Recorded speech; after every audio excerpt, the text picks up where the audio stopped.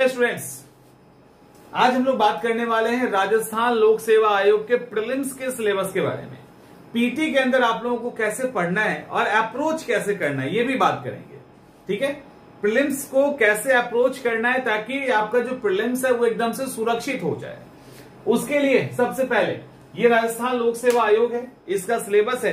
Syllabus को आपको समझना होगा कि ये जो सिलेबस है इसके अंदर इसका ये टोटल 200 नंबर का है ना, 200 नंबर का है। जीएस का पेपर है और जनरल साइंस है, उसको इंक्लूड कर दिया गया है।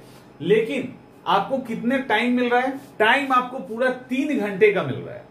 अच्छा, सवाल उतने ही सॉल्व करने हैं, 150 सॉल्व करना है, समय आपको 3 घंटे का मिल रहा है। ठीक है, सवाल वही सॉल्व करना है 150 जहां पे आप सब जगह करते हो अक्सर, लेकिन टाइम आपको मिल रहा है 3 घंटा। तो टाइम इनफ है। आप मतलब जितना समय मिलता है ना, अगर आपका कंटेंट पर पकड़ है तो इतने में आराम से 100 के भी बनाएंगे ना तो आप राजस्थान के पेपर को सॉल्व कर लेंगे। अब सवाल है कि इसके सिलेबस देखिए, जो इसका सिलेबस है उसको थोड़ा सा मिक्स कर दिया गया है। जो नया सिलेबस है उसके अकॉर्डिंग क्या है, जो इनका जो लेटेस्ट सिलेबस अभी चल रहा है उसमें सबसे पहले ये राजस्थान पे फोकस करते हैं। डर बस इसी का लगता है। और एक और बात समझिए, ये जो आप में जो राजस्थान के नहीं होंगे उनको अगर ये लगता होगा कि ये पेपर हमारे लिए मुश्किल है, राजस्थान वालों के लिए नहीं है, तो ऐसा बिल्कुल नहीं है।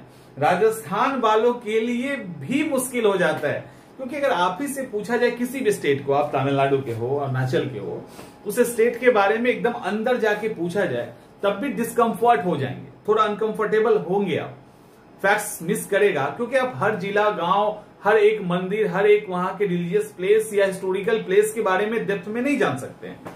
और राजस्थान तो अपने आप में बहुत बड़ा है। राजस्थान तो अपने आप में कल्चर के लिए जाना ही जाता है। वहां ऐसा क्या नहीं है, रिलीजियस पॉइंट ऑफ व्यू से, हिस्टोरिकल पॉइंट ऑफ व्यू से, इकोलॉजिकल पॉइंट ऑफ व्यू से, सब कुछ है वहां पे। तो वहां पे मतलब अब बहुत बड़ा शहर है, सभ्यताएं बहुत है, तो राजस्थान वालों को भी दिक्कत होता है। एक्चुअली राजस्थान वाले को किस लेवल पे दिक्कत होता है मैं बताता हूं पहले, ताकि आप लोगों को जो भी राजस्थान के हैं या राजस्थान के बाहर के हैं ये सब समझ लीजिए कि ये वो सेक्शन है जहां पे आपको विशेष तैयारी की जरूरत है। क्योंकि एक बार एक स्टूडेंट एग्जाम देने गया, राजस्थान में सवाल आया एक लोक देवता के बारे में, और संयोग ऐसा था वो उसी के जहां पे वो रहता था उसी के आसपास में था, और उसने उसको गलत हिट कर दिया, आंसर गलत कर दिया। जब वो बाहर निकल रहा था ना, क्योंकि प्रेशर में गलती हो जाती है, जब वो बाहर निकल रहा तो उसको लग रहा था शायद मैंने उस जगह के बारे में सुना है, शायद मैंने सुना है, और बाहर आते आते उसको याद आ गया अरे ये तो मेरे घर के बगल में था। तो ये रियल एग्जाम्पल है, ये ऐसा नहीं है कि बस वैसे ही बोला जा रहा है। तो चलिए, राजस्थान के अंदर, राजस्थान में राजपूत राज बहुत सारी चीजें हुई है ना, तो राजस्थान का हिस्ट्री काफी महत्व रखता है। और ये हिस्ट्री आप एंशिएंट टाइम से ही उठाएंगे, उसके बाद उस समय के प्रमुख डायनेस्टी, उनका जो व्यवस्था था, जो उनका सोशल एंड कल्चरल जो इशू है, वो सारा चीज राजस्थान के हिस्ट्री में आएंगे। और ये क्या, तो एंशिएंट एंड मेडाइवल को आप लेके चलोगे। फिर आप आएंगे कहां पे, जब मॉडर्न हिस्ट्री के अंदर आएंगे तो फ्रीडम स्ट्रगल में राजस्थान का क्या योगदान है। राजस्थान में ट्राइब्स बहुत अधिक है, तो ट्राइब्स के बारे में यहां पे नीचे होगा, ट्राइब्स के बारे में भी आपको पढ़ना होगा, उन ट्राइब्स का भी, भील का, अलग अलग का क्या योगदान रहा है। इसके अलावा बस इससे रिलेटेड अब तीसरा जो सबसे ज्यादा परेशान करता है, उससे भी ज्यादा करता है, सवाल भी यहां से अधिक आते हैं, वो है वहां का आर्किटेक्चर यानी स्थापत्य कला। तो राजस्थान की जो स्थापत्य कला है, वहां पे कई सारे किले हैं, कई सारा मोन्यूमेंट्स है, स्मारक है, उसको आपको यहाँ पे देखना है। उसके बाद वहां का जो फोक कला है, जिसको लोक कला कहते हैं, लोक कला जिसमें चित्रकला भी आएगा, अलग अलग तरह के हस्तशिल्प आएंगे, कठपुतली वाली जो चीजें हैं वो सारी चीजें आएंगी, और उसके लिए कौन कौन सा जगह फेमस है उसको आपको यहाँ देखना है। फिर राजस्थान की महत्वपूर्ण किताबें, कविताएं, कुछ इस तरह की कृतियां हैं, क्षेत्रीय बोली जो रीजनल लैंग्वेज है उस पर आधारित है। वहां मेला त्योहार, बहुत मंदिर है, बहुत मेला लगता है, मतलब डाइवर्सिटी। राजस्थान जब 1 महीने में आप घूम नहीं सकते हो, पूरे राजस्थान को 1-2 महीने में नहीं घुमा जा सकता, मतलब अगर अच्छे से आप एक्सप्लोर करके घूमना चाहते हैं तो फिर पढ़ने में तो दिक्कत होगी ना, सोचो कितना जगह होगा। तो राजस्थान में मेला है, त्योहार है, वहां का फोक डांस है, म्यूजिक है, उन सब के बारे में एक बेसिक जानकारी होनी चाहिए। राजस्थान की संस्कृति, परंपरा और विरासत से रिलेटेड, वहां का रिलीजियस मूवमेंट, संत, लोक देवता। अच्छा, ये सब की वीडियोस आपके सामने जाएगी, आपको मिलेगा। जो राजस्थान के धार्मिक आंदोलन है ना, वो संत और लोक देवता, इससे रिलेटेड आपको फैक्ट्स पढ़ने हैं। इंपॉर्टेंट टूरिज्म स्पॉट, पर्यटन स्थल भरा पड़ा है। लोक देवता और संत में भी मामला फंसता है, उसको भी देखना है। और जो फेमस पर्सनालिटी है शुरू से लेके अभी तक के, उनको यहाँ पे प्रोमिनेंट पर्सनालिटी को देखना है। तो राजस्थान के इतिहास, ये तो अभी राजस्थान का जो आप अभी देख रहे हो ना, दैट इज हिस्ट्री पोर्शन। ये राजस्थान के इतिहास का पोर्शन है। तो ये आपका तो हिस्ट्री का पोर्शन हुआ। अब सिर्फ हिस्ट्री के अंदर है। अब इस हिस्ट्री के अंदर भी जो नॉर्मली एंशिएंट हिस्ट्री होता है, मिडाइवल होता है, मॉडर्न हिस्ट्री होता है, वो भी आपको पढ़ना है।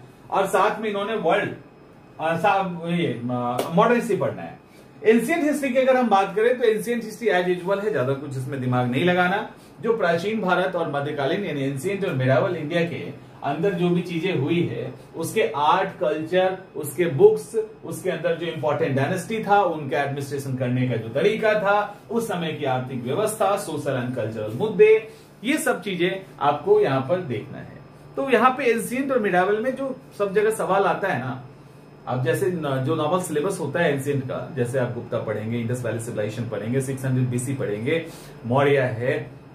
इसके अलावा अगर मिडाइवल के अंदर जाएंगे तो सल्तनत है, मुगल है, विजयनगर वाला साम्राज्य है, फिर चोल, चेर, पांड वाला जो कहानी है, वो सारा कुछ पढ़ेंगे। उसका एडमिनिस्ट्रेशन और बुक्स ये सब देखना है आपको। मॉडर्न हिस्ट्री के अंदर आएंगे तो यहाँ पे ज्यादा फोकस करना है, सवाल यहाँ से ज्यादा आता है।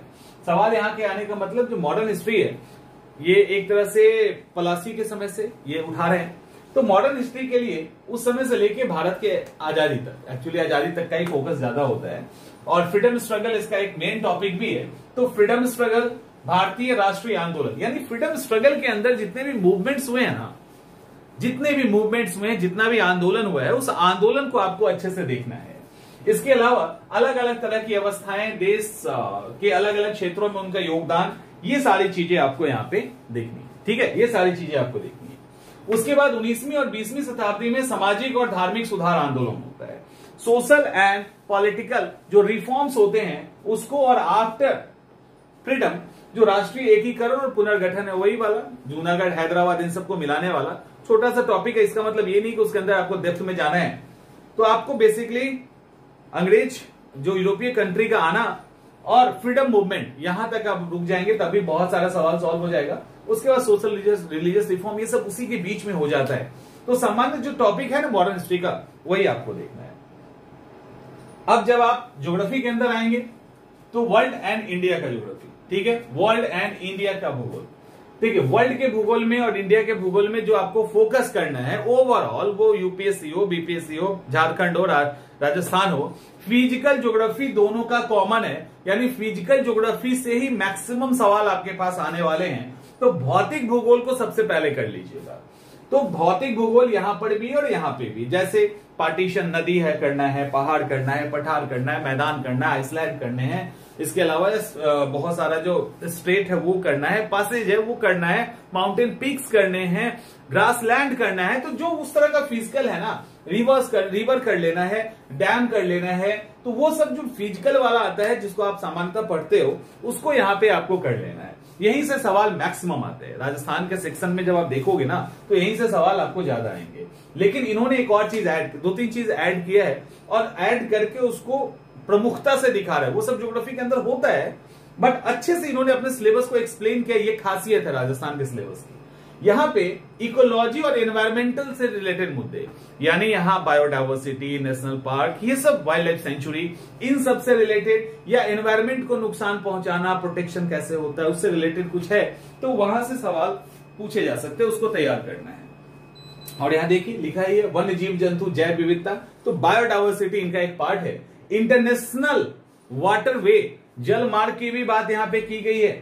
और जो फेमस इंडस्ट्रियल एरिया है वर्ल्ड के लेवल पे, वो भी यहाँ पे इसका भी जिक्र किया गया है। तो इन्होंने थोड़ा सा खुल के अपने सिलेबस को बताया है कि हम फिजिकल ज्योग्राफी के साथ साथ एनवायरमेंटल ज्योग्राफी प्लस जो इंडस्ट्रियल ज्योग्राफी है या जो इकोनॉमिकल ज्योग्राफी है, वहां से भी अच्छे से सवाल पूछने वाले हैं। तो क्या क्या हो गया? पहला हो गया आपका फिजिकल ज्योग्राफी, दूसरा हो गया इकोलॉजिकल या नेचर पे बेस्ड ज्योग्राफी, और तीसरा हो गया इकोनॉमिकल ज्योग्राफी। यहां से क्लियर?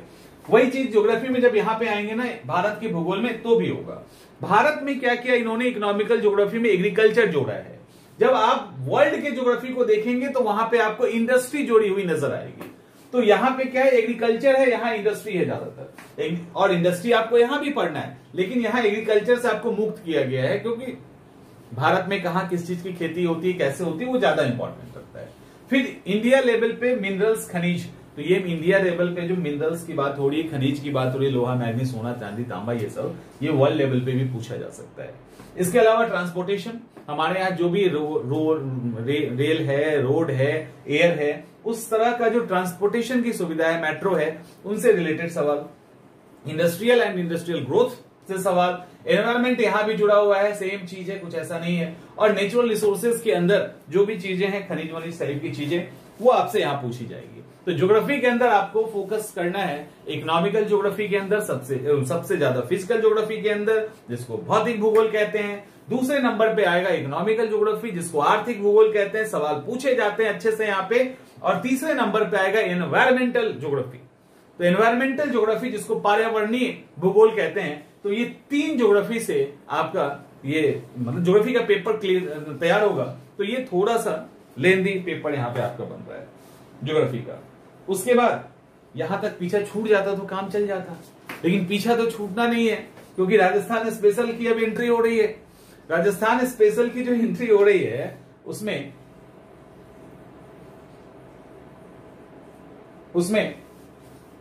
राजस्थान को पढ़ो, राजस्थान की भौतिक विशेषताएं, उसके भौतिक विभाग, यानी अब राजस्थान के आपको फिजिकल डिवीजन पढ़ना है।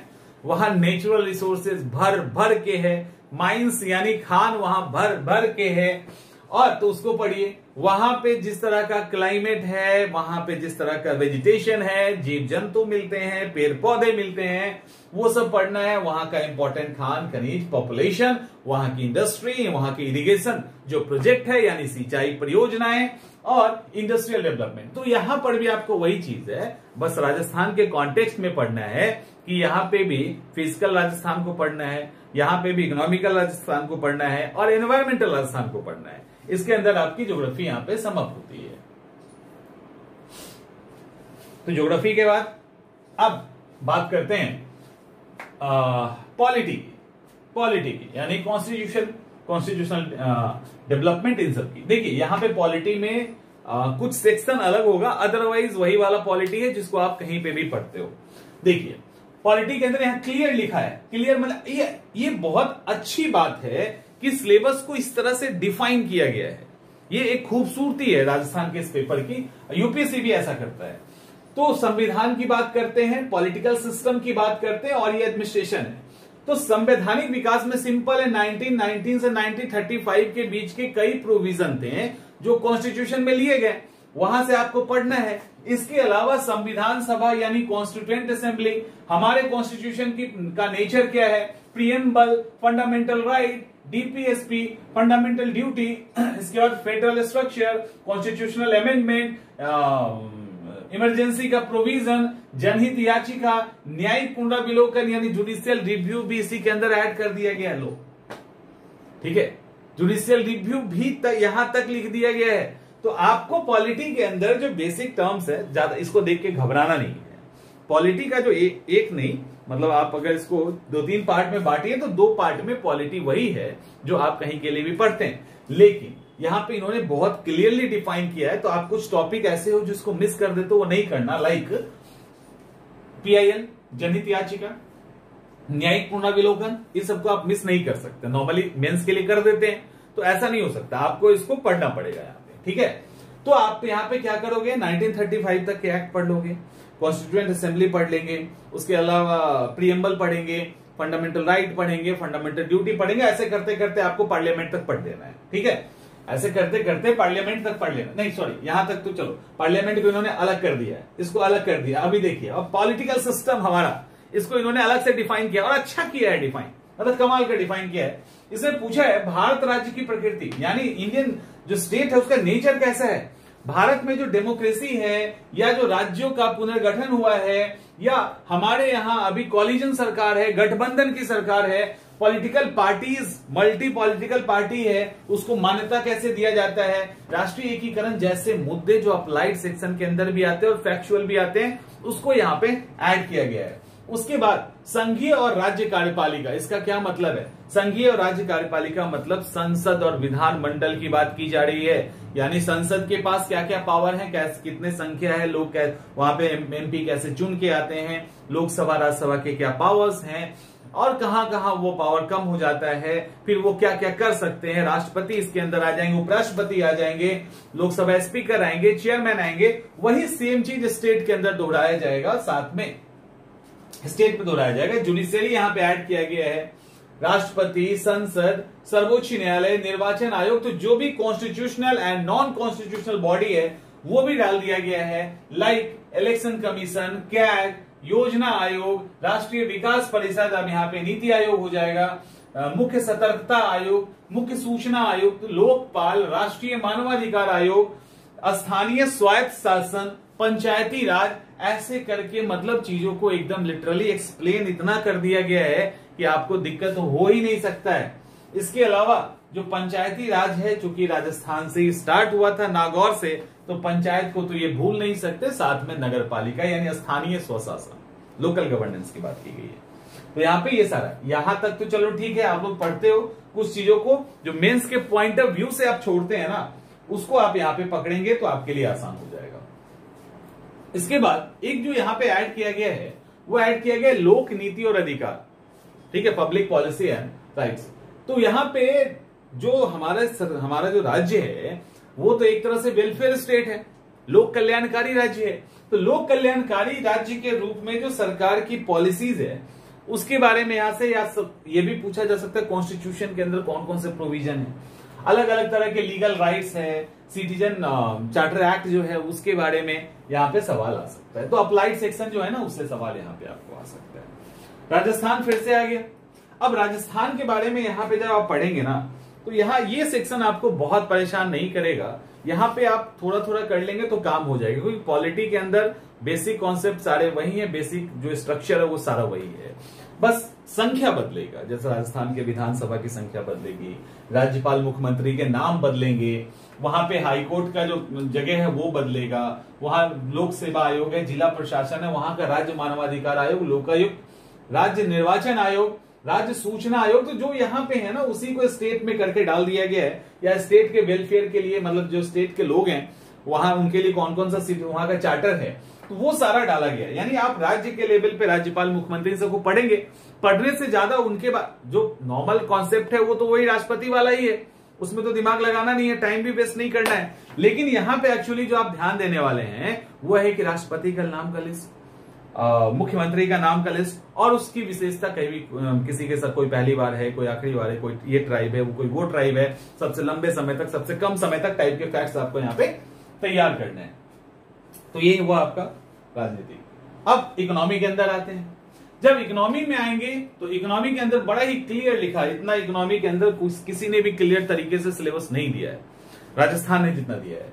अब इकोनॉमी के अंदर देखिए, सबसे पहले बजट फॉर्मेशन, बजट का निर्माण कैसे होता है, पॉलिटी के अंदर भी पढ़ लोगे, यहां भी पढ़ लोगे, बराबर है बात। उसके बाद लोकवित्त, राष्ट्रीय आय, नेशनल इनकम, यहां पे डेवलपमेंट एंड ग्रोथ की बात की जा रही है, इकोनॉमिकल डेवलपमेंट एंड ग्रोथ, आर्थिक विकास और वृद्धि, आधारभूत ज्ञान, लेखांकन, अकाउंटिंग की बात की जा रही है, और अकाउंटिंग का एडमिनिस्ट्रेशन के अंदर यूज क्या है, स्टॉक एक्सचेंज, शेयर बाजार अलग से दिया गया है, स्टॉक एक्सचेंज और शेयर बाजार अलग से दिया गया है, राजकोषीय और मौद्रिक नीति, ठीक है, फिजिकल एंड मॉनेटरी पॉलिसी, कैसे जीडीपी, जीएनपी, एनएनपी, और इसके अलावा डेफिसिट होता है, जो प्राइमरी डेफिसिट है, फिजिकल डेफिसिट है, रेवेन्यू डेफिसिट है। तो ये सारी चीजों को आप यहां पे देखेंगे। सब्सिडी के साथ पब्लिक डिस्ट्रीब्यूशन सिस्टम खूब चलता है राजस्थान में, उस पर सवाल है। ई कॉमर्स क्या होता है, आजकल ई कॉमर्स का जमाना आ गया है। इन्फ्लेशन का बात करेंगे हम यहाँ पे। तो ये सारी चीजें आप बेसिक कॉन्सेप्ट जो इकोनॉमी का है ना उसके अंदर, यानी और इतने ही पे रुक नहीं जाना है, इतने पे इसलिए नहीं रुकना है कि यहाँ पे आपसे और भी चीज जीडीपी, जीएनपी टाइप के जो टर्म्स है ना वो सब यहाँ पे आपसे जानना चाहता है।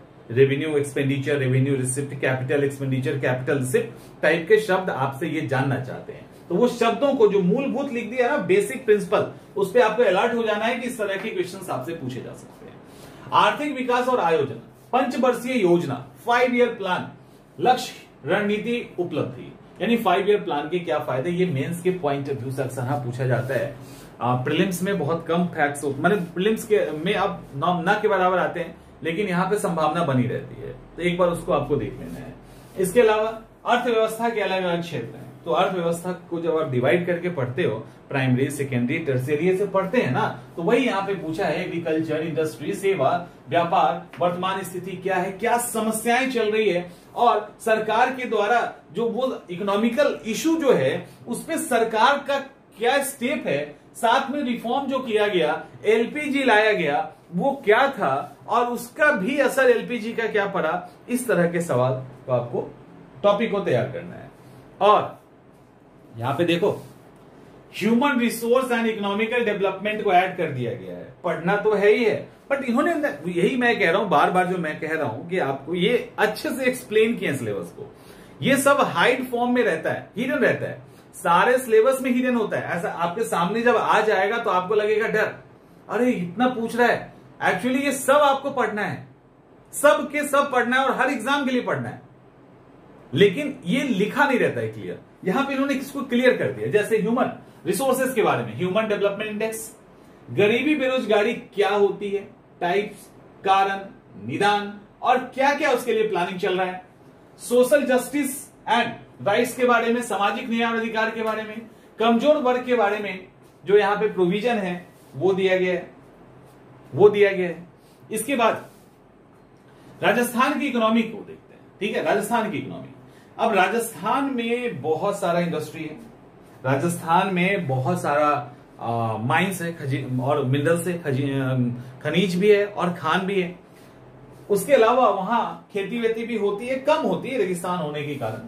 तो इकोनॉमी को हम देखेंगे कि वहां एग्रीकल्चर का क्या स्थिति है, इंडस्ट्री का क्या स्थिति है, सर्विस का क्या है, कैसे वहां पे इकोनॉमिकल डेवलपमेंट और ग्रोथ हो रहा है, बेसिक स्ट्रक्चर, वहां की प्रोग्राम, वहां एससी एसटी जो ओबीसी है, माइनॉरिटी है, इसके अलावा जो हैंडीकैप है, जो निराश्रित है, यानी जो जिनके कोई भी आधार नहीं है, कोई भी है नहीं, वो अब अकेले रहते हैं। इसके अलावा महिलाओं से रिलेटेड, एग्रीकल्चर माने फार्मर से रिलेटेड, लेबर से रिलेटेड, हर समाज के वो कैटेगरी जिसको दिक्कत हो सकती है उससे रिलेटेड राजस्थान सरकार की क्या योजनाएं हैं, उससे रिलेटेड क्या योजना, हर एक सेक्शन, वो एक बुजुर्ग हो, वो महिलाएं हो, या वो बच्चियां हो, या वो जो अनाथ ऑर्फेन होते हैं वो हो, किसी कोई पैर हाथ से अगर दिव्यांग है वो हो, तो उन सब के लिए क्या चल रहा है वो आपको यहां पे पढ़ना है इकोनॉमिक्स के अंदर। उसके बाद science and tech, science and tech यहां पे ऐड किया गया है, साइंस एंड टेक ऐड किया गया। नॉर्मली साइंस एंड टेक को हम मेंस का एक्सक्लूसिव सब्जेक्ट मानते हैं, इसीलिए मैं साइंस एंड टेक शुरू से ही हर पीसीएस के एग्जाम में पढ़ाता हूं। साइंस एंड टेक में पढ़ाता हूं, सवाल वहां से आता ही आता है, तो एक बार बेसिक कॉन्सेप्ट समझना पड़ेगा। जो साइंस एंड टेक है उसका सामान्य तत्व क्या है, इलेक्ट्रॉनिक्स, कंप्यूटर, सूचना और संचार तकनीक, इन सब के बारे में आपको जानना है। Satellite and space technology, defence technology, nano technology, और थोड़ा सा साइंस भी आ गया यहाँ पे, साइंस कैसे आया। और ये साइंस एंड टेक जो देख रहे हो ना, ये प्योर साइंस एंड टेक वाला भी नहीं है, साइंस एंड टेक के साथ और भी चीजें मर्ज हो रही है इसमें, जैसे मानव शरीर, आहार, पोषण, स्वास्थ्य, ये वाला जो सेक्शन है ये बायो का सेक्शन है, तो ह्यूमन बॉडी है, आहार, पोषण, ये सब है, वो आ गया। एनवायरमेंट आ गया, ये ऊपर में ज्योग्राफी में भी पढ़ना है, ओवरलैप करेंगे, आपका सिलेबस कम हो गया ना। जैव विविधता, जैव तकनीक, ये यहाँ पे है, बायोडाइवर्सिटी, बायोटेक्नोलॉजी, इसके अलावा अनुवांशिकी, ये आपको यहाँ पढ़ना है। राजस्थान के विशेष संदर्भ में एग्रीकल्चर साइंस, इंडस्ट्री साइंस, ये जो फॉरेस्ट्री है, एनिमल हस्बेंड्री है, राजस्थान में विज्ञान और तकनीक, एक्चुअली यहाँ पे ना आपको कंफ्यूज किया जा रहा है और कुछ नहीं है। राजस्थान के विशेष संदर्भ में एग्रीकल्चर साइंस का मतलब क्या, एग्रीकल्चर के अंदर साइंस एंड टेक का क्या रोल है, कैसे वो बीटी कॉटन, ट्रांसजेनिक पेड़ पौधे या ट्रांसजेनिक एनिमल, इन सबको बना रहा है। ठीक है, कैसे वहां पे रेड बायोटिक, व्हाइट बायोटिक, ये सब काम करेगा इंडस्ट्री के अंदर, तो ये सारी चीजें चल रही है। तो तो ये सारी चीजें आपको साइंस एंड टेक का क्या रोल है, कैसे बायो फर्टिलाइजर ये सब बनाया जा रहा है, हाई वैरायटी के बीज बनाए जा रहे हैं, यही सब आपको यहाँ पे देखना है। तो साइंस एंड टेक और राजस्थान के अंदर किस तरह का स्पेशल डेवलपमेंट है। यहाँ पे एक जो चीज ऐड की गई है वो मैथ्स का एक सेक्शन ऐड किया गया है, मैथ का भी एक सेक्शन ऐड किया गया है। ठीक है, ये थोड़ा सा इसलिए सिलेबस को थोड़ा लेंदी बना देता है। उसमें जो ऊपर का सेक्शन है वो है आपका लॉजिकल, जो एनालिटिक एबिलिटी है उसको देखना, इसीलिए उसमें निगमन आगमन ये सब बोला गया है। आपको कुछ स्टेटमेंट्स दे दिया जाएगा या कुछ एजम्पशंस दे दिए जाएंगे, जो मान्यताएं होंगी उस पर आपको आंसर डिराइव करना है। कुछ एजम्पशंस होंगे उस पर आपको आंसर डिराइव करना है। इसके अलावा आप स्टेटमेंट होगा, उस पर लॉजिक होगा, उसके आधार पे आपको क्वेश्चन दिया जाएगा, आपको वही फिर स्टेटमेंट दिया जाएगा, कंक्लूजन ड्रॉ करना है। और कभी कभी क्या होगा कि एक लाइन का स्टेटमेंट देगा, उससे डिराइव करना है, यानी विश्लेषण करना, उसको एक्सप्लेन करके आंसर निकालना है। तो जो लॉजिकल पार्ट होता है वो वहां पे दिया गया है। उसके अलावा आपको अब दिमाग को झकझोरना भी है ना, आपके मेंटल एबिलिटी को चेक करना है, तो उसके लिए नंबर सिस्टम, लेटर वाला फॉर्म जो मिलाना होता है ना, मिसमैच जो मैच कर रहा है उसको हटाना है, जो मैच कर रहा है उसको हटाना है, कोडिंग, डिकोडिंग, अलग अलग तरह की आकृति दिया जाता है, ये पूछा भी जाता है, हर बार पूछा जाता है। संख्या बहुत कम होती है, इसलिए परेशान नहीं होना है। अब सोचो ना कि इसके ऊपर इतना सिलेबस है, मैथ्स और इसको मिला के घबराने की जरूरत नहीं, इसके कारण कोई फेल नहीं करता। तो ये सारा होता है। इसके बाद आधारभूत संख्या, मतलब मैथ से रिलेटेड, स्टैट्स से रिलेटेड जो कुछ कैलकुलेशन होगा, पाई चार्ट टाइप का, वो आपको वहां देखना है। संख्या से जुड़ी जो समस्याएं हैं, रेशियो, प्रोपोर्शन, इसके अलावा जो नॉर्मल चक्रवृद्धि साधारण ब्याज होता है, सारणी, दंड, आरेख, ये तो आप ये सोचोगे कि ना एसएससी वाला बैंकिंग वाला मैथ पूछ रहा है, तो ऐसा कुछ भी नहीं कि एसएससी बैंकिंग का। आप ना मैक्सिमम यहीं तक खेल जाएंगे तब भी आपका हो जाएगा। आपको लगता है कि नंबर सिस्टम में हमको नहीं जाना, आपको लगता है दिक्कत है, तो थोड़ा सा रीजनिंग वाले पे काम कर लेंगे और मेंटल एबिलिटी पे, तो मैथ्स वाला सेक्शन आपका वैसे ही निकल जाएगा, आपको कुछ भी नहीं करना है यहाँ पे। और उसके बाद फाइनल करंट अफेयर्स ऐड कर दिया गया।